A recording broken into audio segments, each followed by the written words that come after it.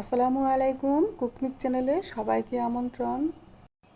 আমি আজকে চিকেনের ঘিলা কলিজা মাথা আর গলা দিয়ে ভুনা তরকারি রান্না করছি।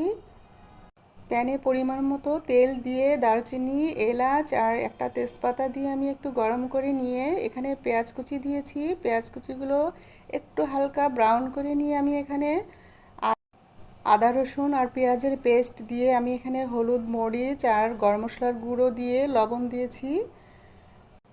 মশলাগুলোতে আমি সামান্য পানি দিয়ে আবার কষিয়ে নিয়েছি।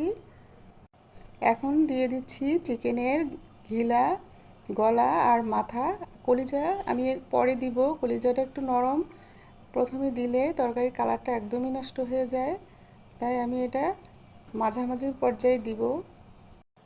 কষানো হয়েছে, এখন আমি ঝোলের জন্য পানি দিয়ে দিচ্ছি। এগুলোর সাথে আমি অল্প কিছু ছোলার ডাল দিচ্ছি। ডালগুলো আমি সিদ্ধ করে রেখেছি।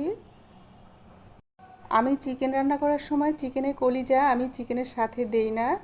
আমার কাছে মনে হয় কলিজাটা তরকারির কালার নষ্ট করে ফেলে, দেখতে সুন্দর দেখা যায় না, গলে যায়, কালো কালো হয়ে যায়।